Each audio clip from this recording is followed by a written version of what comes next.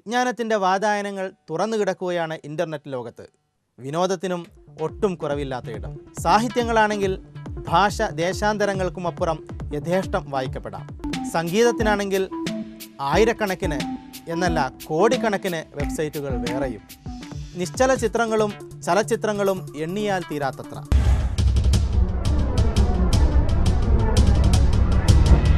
നമുക്കും തുറക്കാം ഒരു കിളിവാതിൽ ഈ ലോകത്തിൻ്റെ കാഴ്ചകളിലേക്ക്. എല്ലാ പ്രേക്ഷകർക്കും ഈ ലോകത്തിൻ്റെ മറ്റൊരു അധ്യായത്തിലേക്ക് ഹാർദമായ സ്വാഗതം.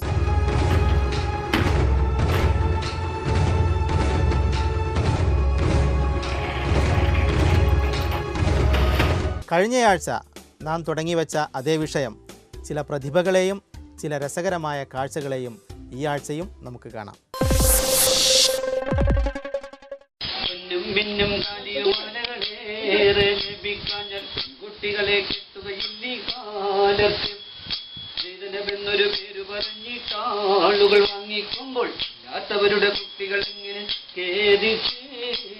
ഇത് രാമദാസ്, മലപ്പുറം ജില്ലക്കാരൻ, വയനാട് ജില്ലയിലാണ് താമസം എന്നിങ്ങനെയുള്ള വിവരങ്ങളോടെ യൂട്യൂബിൽ പങ്കുവെക്കപ്പെട്ട ഒരു രസികനായ വ്യക്തിയെ നമുക്ക് കാണാം.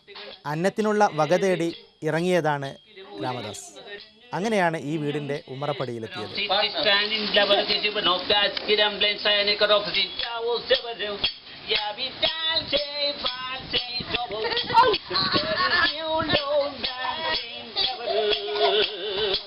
ഇംഗ്ലീഷ് ആണെന്ന വാദത്തോടെയാണ് ഈ പാട്ട്.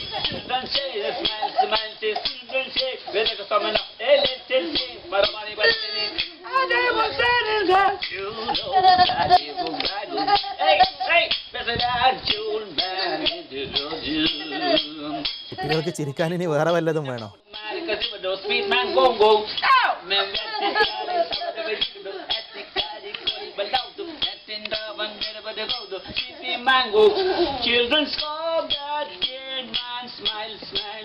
വെള്ളക്കാർക്ക് വരെ ഇദ്ദേഹത്തിൻ്റെ പാട്ട് വളരെ ഇഷ്ടമായി അത്രേ. അതുകൊണ്ട് ഇംഗ്ലീഷുകാർ ചെയ്ത പണി എന്താണെന്നറിയോ? ഇംഗ്ലീഷുകാർ വരെ എൻ്റെ പാട്ട് കുടിച്ചോട്ടെ റെക്കോർഡ് ചെയ്തിട്ട്. ഇംഗ്ലീഷ് പാട്ട് കഴിഞ്ഞു, ഇനി ഇംഗ്ലീഷ് ടോക്ക്.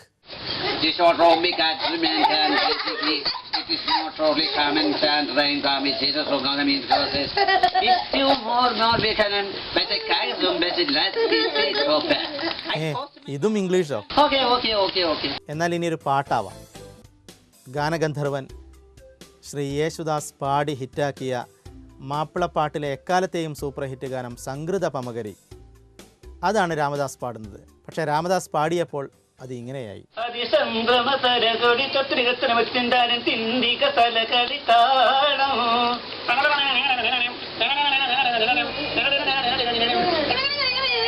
ഭക്തിഗാനം അറിയുമെങ്കിൽ അതൊന്നാവാമല്ലേ?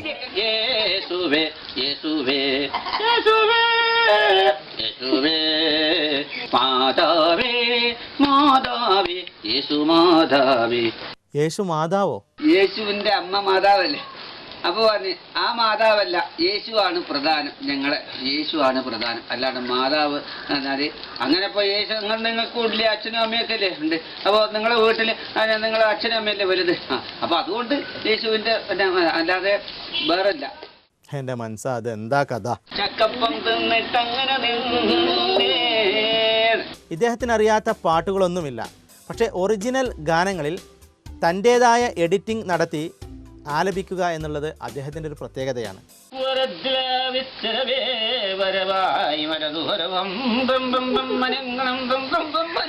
ആളാകെ ഒരു തരികിടയാണല്ലേ?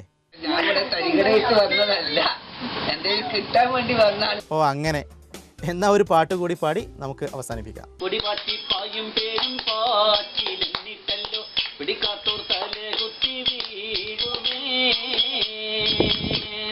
രാംദാസ് കുറെ ചിരിപ്പിച്ചു അല്ലേ? തെരുവിൽ ഗാനം ആലപിച്ച് അന്നത്തിന് വക കണ്ടെത്തുന്ന നിരവധി കലാകാരന്മാർ നമുക്കിടയിൽ ജീവിക്കുന്നുണ്ട്. അത്തരത്തിൽ ഒരു കലാകാരനെയാണ് നാം ഇനി കാണുന്നത്.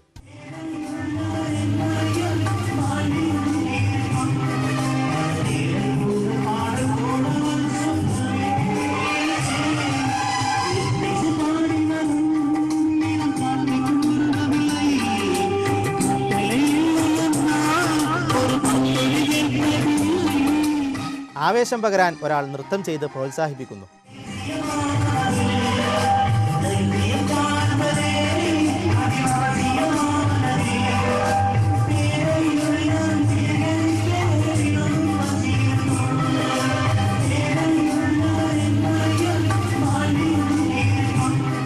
നൃത്തം ചെയ്യുക മാത്രമല്ല, കലാകാരന് വേണ്ടി കൈ നീട്ടാനും ഈ ചെറുപ്പക്കാർ രംഗത്തിറങ്ങി.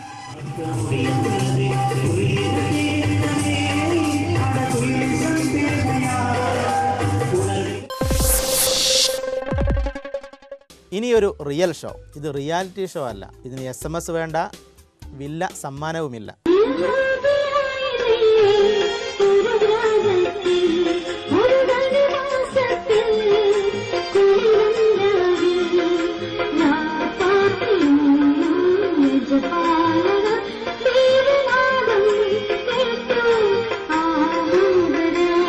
ഒരു നേരത്തെ ആഹാരത്തിന് വേണ്ടിയുള്ള ഷോ ആണിത്. തിരക്ക് പിടിച്ച ജീവിതത്തിൻ്റെ ഓട്ടത്തിനിടയ്ക്ക് ഇങ്ങനെയും ചില ആളുകൾ നമുക്കിടയിൽ ജീവിക്കുന്നുണ്ട് എന്നുള്ള കാര്യം നാം വിസ്മരിക്കാതിരിക്കുക.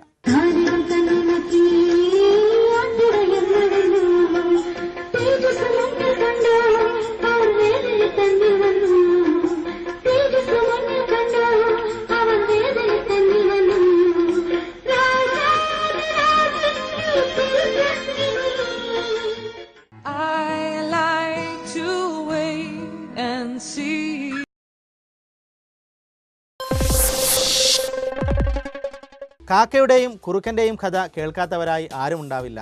പലപ്പോഴും പല പാഠശാലകളിൽ നിന്നും നാം അത് പഠിച്ചതാണ്, പലരും പഠിച്ചു മറന്നതുമാണ്. എന്നാൽ ഈ കൊച്ചു കൂട്ടുകാരി ഈ കഥ അവതരിപ്പിക്കുന്നത് വളരെയേറെ കൗതുകമുണ്ട്. വെറുതെ പറയുന്നതല്ല, കേട്ടു നോക്കൂ. കഷ്ടം പിടിച്ച് ഒരു മരച്ചില്ലയിൽ ഇരിക്കുകയായിരുന്നു. അതുവഴി ഒരു കുറുക്കൻ വന്നു. അവന് വെള്ളം മാറി.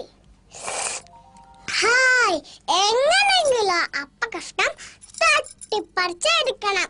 ഹലോ കാക്കത്തമ്പ്രാട്ടി, നീ എന്ത് സുന്ദരിയാ! നിന്റെ ചെറുകിന് എന്ത് ഭംഗിയാ!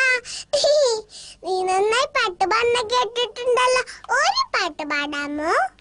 അതെല്ലാം വിശ്വസിച്ചിട്ടുള്ള അവിടെയായി കാക്ക ഒന്നുകൂടി ഞെളിഞ്ഞിരുന്നു. അപ്പൊ കുറുക്കൻ പറഞ്ഞു, നിന്റെ പാട്ട് ഒന്നും കൂടി കേട്ടോട്ടെ. കാക്ക പാടാനായി വായി തുറന്നു. അപ്പ കഷ്ണം താഴെ വീണു. ഓടിച്ചെന്ന കുറുക്കൻ ആ അപ്പ കഷ്ണം എടുത്തോണ്ട് ഒരു മൂളിപ്പാട്ട് പാടി അവിടെ സ്ഥലം വിട്ടു. കാക്കയ്ക്കാണെങ്കിലും സങ്കടം വന്നു. ഇതിലൊരു ഗുണപാഠമുണ്ടെന്ന് മോള് പറയുന്നു. എന്താണ് ആ ഗുണപാഠം? വെറുതെ പുകഴ്ത്തുന്നവരെ വിശ്വസിക്കാൻ പാടില്ല. അതെ, വെറുതെ പുകഴ്ത്തുന്നവരെ വിശ്വസിക്കാൻ പാടില്ല. പ്രത്യേകിച്ചും ഇൻ്റർനെറ്റ് ലോകത്ത് ആരെങ്കിലും എന്തെങ്കിലും കവിത എഴുതുമ്പോഴോ അല്ലെങ്കിൽ കഥ എഴുതുമ്പോഴോ ചുരുങ്ങിയ പക്ഷം ഒരു സ്റ്റാറ്റസ് ഇടുമ്പോഴേക്കും കൊള്ളാം, വളരെ നന്നായി, ഗുഡ്, ഫാൻറ്റാസ്റ്റിക്, സൂപ്പർ എന്നൊക്കെ കമൻറ്റുന്നവരും അതിന് ലൈക്കുന്നവരും ഏറെയുണ്ട്. ചിലരാണെങ്കിൽ ശരിക്കും ഇതൊന്ന് വായിച്ചിട്ട് പോലും ഉണ്ടാവില്ല. അതിനു മുമ്പേ കമൻറ്റ് വരും, സൂപ്പർ, ഗുഡ് എന്നൊക്കെ പറഞ്ഞ്. ഞാൻ പറഞ്ഞു എന്നേ ഉള്ളൂ, എന്നെ ആരും കൊല്ലണ്ട. ലക്ഷ്യം അല്പം പോലും പിഴയ്ക്കാതെയാണ് ഇദ്ദേഹം എറിഞ്ഞു കൊള്ളിക്കുന്നത്. അതും നിസ്സാരമായ ചില കാർഡുകളെ കൊണ്ട്.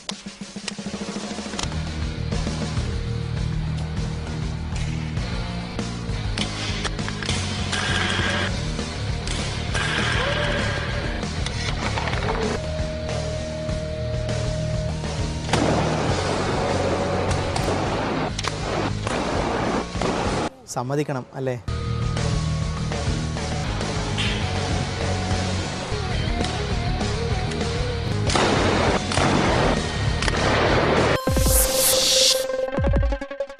ഒരു വാർത്ത ജനങ്ങളിലേക്ക് എത്തിക്കാൻ ഇത്രയും ബുദ്ധിമുട്ടോ? കാണാം നമുക്ക് രസകരമായ ഒരു കാഴ്ച.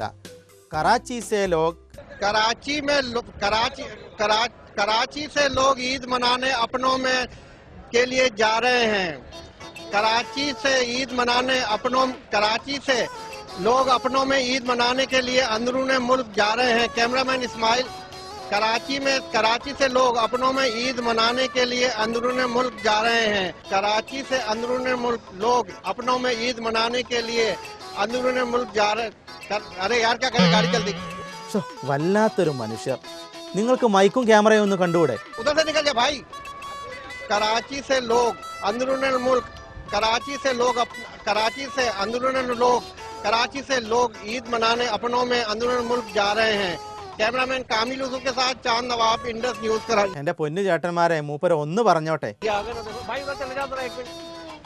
कराची से लोग अंदरूनी मुल्क अपनों में ईद मनाने के लिए जा रहे हैं। कैमरामैन कामिल यूसुफ के साथ चांद नवाब, इंडस न्यूज कराची। यार बड़ा बेगैरत आदमी, उधर भाई उधर से चले जाओ। कराची से अंदरूनी मुल्क लोग अपनों में ईद मनाने के लिए जा रहे हैं। क्या करने बीवी, उधर चलिए एक मिनट रुक जाना। कराची से लोग अंदरूनी मुल्क अपनों में ईद मनाने के लिए यार रोक लेना। में ईद मनाने के लिए अंदरूनी मुल्क जा रहे हैं। कैमरामैन कामिल यूसुफ के साथ चांद नवाब, इंडस बढ़ गए सामने देखो। ഹാ, ഏതു നശിച്ച നേരത്താണ് ഈ ചാനലിൽ തനിക്ക് പണി കിട്ടിയതെന്ന് മൂപ്പർ ചിന്തിച്ചില്ലെങ്കിലേ അത്ഭുതമുള്ളൂ അല്ലേ? ഇനി നമുക്ക് ഇന്നത്തെ സ്പെഷ്യൽ കാഴ്ചയിലേക്ക് പോകാം. ഇത് മാജിക് ആണോ, കൺകെട്ടാണോ, മാരണമാണോ, അതോ ക്യാമറ ട്രിക്കാണോ? ഇതൊന്നും അറിഞ്ഞുകൂടാ.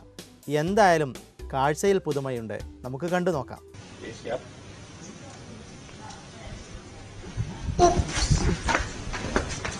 Wow. Mana dia? Where you go, dog?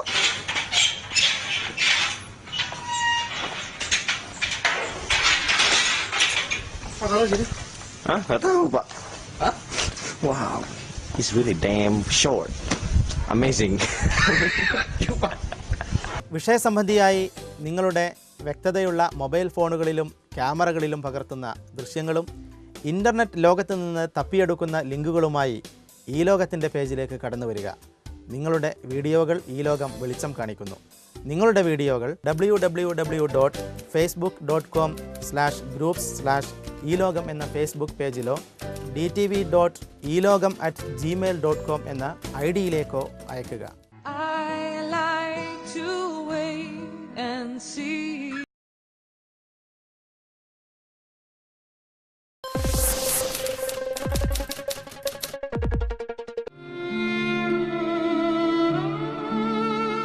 കഴിഞ്ഞയാഴ്ച ഭൂലോകത്ത് നിന്ന് നഷ്ടമായ ബ്ലോഗർമാർ.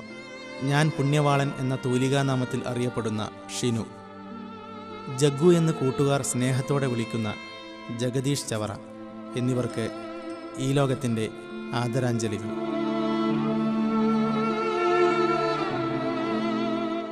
ബ്ലോഗർ ഓഫ് ദി വീക്കിൽ ഇന്ന് നമ്മോടൊപ്പം ലീല എം ചന്ദ്രൻ. ശ്രീമതി ലീല എം ചന്ദ്രൻ കണ്ണൂർ ജില്ലയിലെ മലയോര കുടിയേറ്റ ഗ്രാമമായ പുലിക്കുരുമ്പ സ്വദേശിനി. Chemperi Nirmala high school, Koothuparamba Nirmalagiri college, Taliparamba Sir Syed college എന്നിവിടങ്ങളിൽ നിന്നും വിദ്യാഭ്യാസം. കണ്ണൂർ TTCയിൽ നിന്നും അധ്യാപക പരിശീലനം പൂർത്തിയാക്കി തളിപ്പറമ്പ് യത്തീംഖാന LP സ്കൂളിൽ അധ്യാപികയായി. പ്രൈവറ്റായി പഠനം തുടർന്ന് മലയാള ഭാഷാ സാഹിത്യത്തിൽ ബിരുദാനന്തര ബിരുദവും B.Edഉം കരസ്ഥമാക്കി. ചെറുപ്പത്തിൽ തന്നെ വായനയിൽ താൽപ്പര്യം ഉണ്ടായിരുന്നു. കഥാമത്സരങ്ങളിൽ കിട്ടിയിരുന്ന സമ്മാനങ്ങളാണ് എഴുത്തിനോടുള്ള ആഭിമുഖ്യം വളർത്തിയത്. അന്നെഴുതിയ കഥകൾ, കവിതകൾ, ഗാനങ്ങൾ എല്ലാം വെളിച്ചം കണ്ടു. 6 നോവലുകൾ മലയാളത്തിലെ പ്രമുഖ ആനുകാലികങ്ങളിൽ പ്രസിദ്ധീകൃതമായി. അന്തിവിളക്ക് എന്ന നോവൽ പിന്നീട് പുസ്തകമായി. ജോലി, വിവാഹം, കുടുംബഭാരങ്ങൾ, പഠനം എന്നീ കാരണങ്ങളാൽ എഴുത്തിന് താൽക്കാലിക വിരാമം. 1993 പിന്നെ എഴുത്തിലേക്ക് ശ്രദ്ധ തിരിഞ്ഞത്. ആകാശവാണിയിൽ തുടർച്ചയായി കഥകളും കവിതകളും എഴുതി അവതരിപ്പിച്ചു. 2003 ആകാശവാണി പ്രക്ഷേപണം ചെയ്ത 2 നാടകങ്ങൾ ഉൾപ്പെടുത്തി ദശാസന്ധി എന്ന പുസ്തകം പ്രസിദ്ധീകരിക്കപ്പെട്ടു. 2007 CLS ബുക്സ് എന്ന പ്രസാധന സംരംഭം തുടങ്ങി. ഭർത്താവ് M. ചന്ദ്രൻ, 2 ആൺമക്കളാണ്, ശരത്, ശിശിർ. 6 ബ്ലോഗുകളുമായി ഭൂലോകത്തെ സജീവമാണ് ലീല M. ചന്ദ്രൻ. CLS ബുക്സ് തുടങ്ങിയതിനു ശേഷം ലൗലി ഡാഫോഡിൽസ് എന്ന നോവൽ, നെയ്ത്തിരികൾ എന്ന കഥ, പാടി രസിക്കാം എന്ന പേരിൽ കുട്ടിക്കവിതകൾ എന്നിവ പ്രസിദ്ധീകരിക്കപ്പെട്ടു. നമസ്കാരം മാഡം. നമസ്കാരം. ഭൂലോകത്ത് സജീവ സാന്നിധ്യമായ, നിശബ്ദയായി ഒരുപാട് സേവനങ്ങൾ ഈ രംഗത്ത് ചെയ്യുന്ന ഈ എഴുത്തുകാരിയുടെ വിശേഷങ്ങൾ അറിയാൻ പ്രേക്ഷകർക്ക് ഏറെ താല്പര്യമുണ്ടാവും. ബ്ലോഗ് രംഗത്തേക്ക് ശ്രദ്ധ തിരിക്കുവാനുണ്ടായ പ്രചോദനം എന്തായിരുന്നു? ബ്ലോഗ് എഴുത്തിന് എങ്ങനെ കാണുന്നു എന്ന് ചോദിച്ചാൽ ബ്ലോഗ് എന്നത് തന്നെ ഞാൻ വളരെ ചുരുങ്ങിയ കാലങ്ങൾ കൊണ്ട് മാത്രം കേട്ടിട്ടുള്ളൊരു സംഗതിയാണ്. അതിനു മുമ്പ് ഇതിനെപ്പറ്റി എനിക്ക് യാതൊരു അറിവും ഉണ്ടായിരുന്നില്ല, കേട്ടിട്ട് പോലും ഉണ്ടായിരുന്നില്ല. തികച്ചും അവിചാരിതമായിട്ടാണ് ഞാൻ ബ്ലോഗിലേക്ക് വന്നത്. അത് എൻ്റെ മകനാണ് എന്നെ ഈ രംഗത്തേക്ക് കൊണ്ടുവന്നത്. അവനെ അതിന് പ്രേരിപ്പിച്ചത് മാണിക്യം, ഡോണ മയൂര തുടങ്ങിയവരുമായിട്ടുള്ള സൗഹൃദമാണ്. അവർ ചെയ്ത വ്ളോഗുകൾ അവരുടെ സഹായത്തോടു കൂടി എനിക്ക് അവനൊരു വ്ളോഗ് ക്രിയേറ്റ് ചെയ്ത് തരികയും അതിൽ ടൈപ്പൊന്നും എനിക്ക് ടൈപ്പ് ചെയ്യാനുള്ള ഒരു സംഗതി എനിക്ക് അറിയാമായിരുന്നില്ല. ഞാൻ ആദ്യമായി കാണുന്നത് പോലെ ഓരോന്ന് ടൈപ്പ് ചെയ്യുമ്പോൾ അതിൻ്റെ ഇംഗ്ലീഷ് ടൈപ്പ് ചെയ്താൽ അത് മലയാളം സ്ക്രീനിൽ തെളിഞ്ഞു വരുന്നത് ഞാൻ വളരെ അത്ഭുതത്തോടെ നോക്കി നിന്നിട്ടുണ്ട്. അപ്പോൾ കുറച്ചൊക്കെ ബുദ്ധിമുട്ടൊക്കെ ആദ്യം ഉണ്ടായെങ്കിലും മെല്ലെ മെല്ലെ ഞാൻ ടൈപ്പ് ചെയ്യാനൊക്കെ പഠിച്ചു. എന്തെങ്കിലും സംശയം ഉണ്ടെങ്കിൽ അവരോട് ചോദിച്ചിട്ടുണ്ടെങ്കിൽ മക്കളുടെ ഗുരുക്കന്മാരായാലുള്ള പ്രശ്നം അത് ഞാൻ അനുഭവിച്ചു. അവരോട് രണ്ടാമതൊന്നുകൂടി ചോദിച്ചിട്ടുണ്ടെങ്കിൽ അവർ ആ സംശയം തീർത്തു തരികയല്ലാതെ അത് എങ്ങനെ തീർത്തു എന്ന് അവർ പറഞ്ഞു തരാനുള്ള ക്ഷമ അവർക്കില്ല. അപ്പം കൂടുതലും ഓരോ പ്രാവശ്യവും അവരോട് പോയി ചോദിക്കുന്നതിന് പകരം ഞാൻ ചെയ്ത് അങ്ങനെ അങ്ങോട്ട് ബ്ലോഗിലേക്ക് അതിൻ്റെ പോസ്റ്റിങ്ങും മറ്റു കാര്യങ്ങളൊക്കെ ഞാൻ പഠിച്ച് വരികയാണ് ചെയ്തത്. ഇപ്പോഴും ആ കംപ്ലീറ്റ് ആയിട്ടില്ല, ഞാനിപ്പോഴും വിദ്യാർത്ഥിയായി തന്നെ തുടരുകയാണ്. മാഡം ഇപ്പോൾ എത്ര ബ്ലോഗുകളാണ് കൈകാര്യം ചെയ്യുന്നത്? 6 ബ്ലോഗുകളുണ്ട് ശരിക്കും. അതിൽ പ്രധാനമായുള്ളത് ജന്മസുഹൃതം എന്ന് പറഞ്ഞ ബ്ലോഗാണ്. എന്തൊക്കെയാണ് അതിലെ വിഭവങ്ങൾ? അതിൽ കവിതകൾ, യാത്രാ വിവരണങ്ങൾ, അനുഭവക്കുറിപ്പുകൾ, അതൊക്കെയാണ് അതിൽ ഉൾക്കൊള്ളിച്ചിട്ടുള്ളത്. പിന്നെ കഥകൾക്ക് മാത്രമായിട്ട് സ്മൃതികൾ എന്നൊരു ബ്ലോഗുണ്ട്. പിന്നെ പാട്ടുകൾ, ഞാൻ സ്വന്തം ഗാനങ്ങൾ, രചിച്ച ഗാനങ്ങൾ, അതിനു വേണ്ടിയിട്ട് വയൽപ്പൂക്കൾ എന്നുള്ളൊരു ബ്ലോഗുണ്ട്. പിന്നെ ഞാൻ ഇപ്പം ഒരു പ്രസിദ്ധീകരണവുമായിട്ട് ബന്ധപ്പെട്ട ഒരാളാണ്, CLS ബുക്സ്. അപ്പോൾ ആ CLS ബുക്സിനെ പറ്റിയുള്ള അറിയിപ്പുകളും റിപ്പോർട്ടുകളും അതിൻ്റെ പ്രകാശന സംബന്ധമായ വിവരങ്ങളും എല്ലാം ഉൾക്കൊള്ളിച്ചുകൊണ്ട് ഒരു ബ്ലോഗുണ്ട് CLS ബുക്സിൻ്റെ. പിന്നെ അതുകൂടാതെ അതെല്ലാം കൂടെ ഉൾക്കൊള്ളിച്ചിട്ടാണെങ്കിലും മറ്റ് CLS ബുക്സ് തളിപ്പറമ്പ എന്ന പേരിൽ തന്നെ ബുക്സിനെ പറ്റി മാത്രം, എത്ര ബുക്സുകളുണ്ട് ആ ബുക്സിനെ പറ്റി മാത്രമുള്ള വിവരങ്ങൾ ഉള്ള ഇതാണ് CLS ബുക്സ് തളിപ്പറമ്പ. പിന്നെ കുട്ടിക്കവിതകൾ ഉൾപ്പെടുന്ന ഒരു ബ്ലോഗുണ്ട് നനവുകൾ എന്ന പേരിൽ. പ്രസിദ്ധീകരിക്കപ്പെട്ട രചനകൾ ഞാൻ CLS ബുക്സ് തുടങ്ങുന്നതിന് മുമ്പ്, അത് വളരെ കൊല്ലങ്ങൾക്ക്, ഒരു 30 വർഷത്തിന് മുമ്പ് എൻ്റെ ഒരു കുട്ടികൾക്കുള്ള നോവൽ അന്തിവിളക്ക് എന്നുള്ള പേരിൽ പ്രസിദ്ധീകരിച്ചിട്ടുണ്ട്. CLS തുടങ്ങുന്നതിൻ്റെ തൊട്ട് മുന്നേ ഞാൻ ആകാശവാണിയിൽ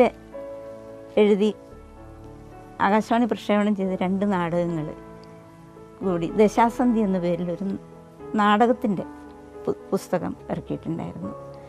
അതിനുശേഷം CLS എന്ന് പറഞ്ഞ എൻ്റെ സ്ഥാപനം പ്രസിദ്ധീകരണത്തിലൂടെ തന്നെ ലവ്ലി ഡാഫോഡിൽസ് എന്നുള്ള നോവൽ, പിന്നെ ആകാശവാണിയിൽ അവതരിപ്പിച്ച കഥകളിൽ നിന്ന് തിരഞ്ഞെടുത്ത 18 കഥകൾ ഉൾക്കൊള്ളുന്ന നെയ്ത്തിരികൾ എന്ന് പറഞ്ഞ ഒരു പുസ്തകം, പിന്നെ കുട്ടിക്കവിതകൾ ഉൾക്കൊള്ളിച്ച് പാടി രസിക്കാമെന്ന് പറഞ്ഞൊരു പുസ്തകം, പിന്നെ കവിതകളുടെ നാടൻ പാട്ടുകളുടെ സമാഹാരം, ഇങ്ങനെ ഇത്രയും പുസ്തകമാണ് എൻ്റേതായിട്ട് വന്നിട്ടുള്ളത്. ഇത്രയൊക്കെ രചനകൾ വെളിച്ചം കണ്ടിട്ടും അച്ചടി മഷി പുരണ്ടിട്ടും ഇപ്പോഴും ഈ ബ്ലോഗ് രംഗത്ത് സജീവ സാന്നിധ്യം അറിയിക്കുന്നത് എന്തുകൊണ്ടാണ്? ഞാൻ ഇപ്പോൾ ഇത്രയും വെളിച്ചം കണ്ടു എന്ന് പറഞ്ഞെങ്കിലും വെളിച്ചം കാണാത്തത് ഒരുപാട് ബാക്കിയുണ്ട്. അപ്പോൾ എനിക്കത് ഒന്ന് പോസ്റ്റ് ചെയ്ത് 4 ആൾ വായിക്കണം എന്നുള്ളൊരു താല്പര്യമുണ്ട്. പിന്നെ അത് സൂക്ഷിച്ചു വെക്കാനുള്ള ഒരിടം കൂടിയാണ് ഈ ബ്ലോഗ് എന്നതും സന്തോഷമുള്ളൊരു കാര്യമാണ്. CLS ബുക്സ് വഴി ഒരുപാട് സേവനങ്ങൾ ബ്ലോഗേഴ്സിന് വേണ്ടി ചെയ്തിട്ടുണ്ടെന്ന് കേട്ടിട്ടുണ്ട്. എന്തൊക്കെയായിരുന്നു അവ? ഞാൻ CLS ബുക്സ് എന്ന് പറഞ്ഞ ഈ പ്രസിദ്ധീകരണം തുടങ്ങാൻ കാരണം എന്ന് വെച്ചാൽ, ഒരുപാട് പ്രസാധകരുടെ അടുത്ത് ഞാൻ ഇതിനു വേണ്ടി പുസ്തകം പ്രസിദ്ധീകരിക്കുന്നതിന് വേണ്ടി പോയിരുന്നു. പക്ഷെ തികച്ചും നമ്മൾ അവഗണിക്കുന്ന തരത്തിലുള്ള ഒരുപാട് വിഷമകരമായ അനുഭവങ്ങൾ ഉണ്ടായി. അങ്ങനെയുള്ള ആ സന്ദർഭത്തിൽ ഞാൻ വിചാരിച്ചു എന്തുകൊണ്ട് എനിക്ക് സ്വന്തമായിട്ടൊന്ന് ചെയ്തുകൂടാ. അപ്പോൾ എന്നെപ്പോലെ വിഷമിക്കുന്ന വേറെ ആൾക്കാരുണ്ടാവുമല്ലോ, അങ്ങനെയെങ്കിൽ അവർക്കും കൂടെ ഉപകാരപ്രദമായ രീതിയിൽ അവരെയും കൂടി സഹായിക്കാവുന്ന രീതിയിൽ നമുക്ക് കഴിയുന്ന സഹായം അവർക്ക് ചെയ്തു കൊടുക്കാം എന്നുള്ള രീതിയിലാണ് ഞാൻ CLS ബുക്സ് തുടങ്ങിയത്. അപ്പോൾ ബ്ലോഗേഴ്സിൻ്റെ അവരുടെ കവിതകൾ, കഥകൾ അത് പുസ്തകമാക്കാൻ താല്പര്യമുള്ളവർ അവരുടെ ആ കവിതകളും കഥകളും എല്ലാം പുസ്തകമാക്കി അവർക്ക് കൊടുക്കുക എന്നുള്ള ആ ദൗത്യം ഞാൻ ഏറ്റെടുക്കുക ചെയ്തത്.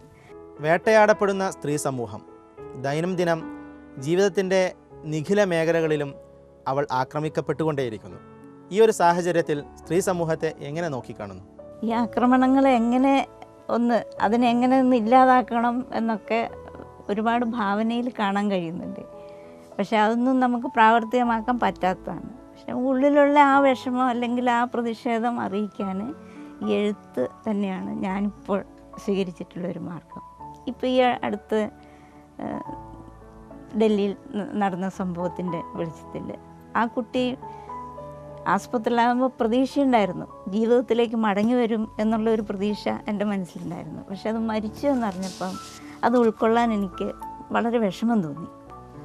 അപ്പം അന്ന് ആ വിവരം അറിഞ്ഞ അന്ന് രാത്രി എൻ്റെ മനസ്സ് ഈ കുട്ടിക്ക് വേണ്ടിയാണ്. ഞാനിങ്ങനെ പലതും ചിന്തിച്ചിട്ട് അന്ന് ഒരു 2 മണിക്കൂർ അതിനുള്ളിൽ തന്നെ ഒരു കവിത എഴുതി അത് അന്നേരം തന്നെ പോസ്റ്റ് ചെയ്ത് പിറ്റേ ദിവസം ഒരു മീറ്റിംഗ് ഉണ്ടായിരുന്നു. ആ മീറ്റിങ്ങിൽ ഞാൻ ആ കവിത അവതരിപ്പിച്ചു. ആ കവിത അവതരിപ്പിച്ചിട്ട് എല്ലാവർക്കും വളരെ, അതായത് ഹൃദയത്തിൽ തൊട്ടു എന്ന് പറഞ്ഞ ഒരു കവിതയായിരുന്നു അത്. ഞാനിപ്പോൾ അവതരിപ്പിച്ചതിൽ വെച്ച് എനിക്ക് ഏറ്റവും ഞാൻ പോലും മനസ്സുകൊണ്ടങ്ങ് ലയിച്ചു പോയ ഒരു കവിതയായി എനിക്കത് അനുഭവിക്കാൻ കഴിഞ്ഞിട്ടുണ്ട്. പ്രേക്ഷകർക്ക് വേണ്ടി ഒന്ന് ആലപിച്ചാലും. അണയാത്ത ജ്യോതി. പോകുക സഖി വിടയേകുന്നു കണ്ണീരോടെ, കാമഭ്രാന്തരില്ലാത്ത മറ്റൊരു ലോകത്തേക്ക്. നീ കൊളുത്തിയ പ്രതിഷേധത്തിനഗ്നി നിത്യം അണയാതെ സൂക്ഷിക്കാം വാക്ക് തരുന്നു ഞങ്ങൾ. ഭാരതം സംസ്കാരത്തിൻ മാതൃകാസ്ഥാനം, സ്ത്രീയെ മാന്യയായി കരുതിയ പുണ്യമാം പൂങ്കാവനം. ഓർക്കുകയാണ് ഞാനൻ മാതൃഭൂമിതൻ മഹാസംസ്കൃതി വിളങ്ങിയ നല്ല നല്ല നാളുകൾ. മാധ്യമങ്ങൾ ഈ വാർത്ത ഘോഷമാക്കുന്നു, പത്രം പീഡന പേജൊരുക്കി കോപ്പികൾ കൂട്ടിയിടുന്നു. അച്ഛനെ ശങ്കയോടെ നോക്കിയിരിപ്പൂ മകൾ, മകളെ സ്നേഹിക്കുവാൻ അച്ഛനും പേടിക്കുന്നു. ചേട്ടനും കാട്ടിയിടുമോ ചീത്ത സ്വഭാവങ്ങൾ എന്നോർത്തനുജത്തി അന്തർമുഖിയായി മാറിയിടുന്നു. മകളെ മാറോടു ചേർത്തമ്മ വെന്തുരുകുന്നു, അമ്മതൻ സാന്ത്വനവും അവളെ ഞെടുക്കുന്നു. തന്നിലേക്കൊതുങ്ങുവാൻ പെണ്ണവൾ പിടയുന്നു, ചുറ്റിലും ഭയം മൗനസ്ഫോടനം തുടരുന്നു. സ്വസ്ഥത സമാധാനം ഒക്കെയും നഷ്ടപ്പെട്ട് ഭാരതം അശാന്തിതൻ തീയിലൂടൊഴുകുന്നു.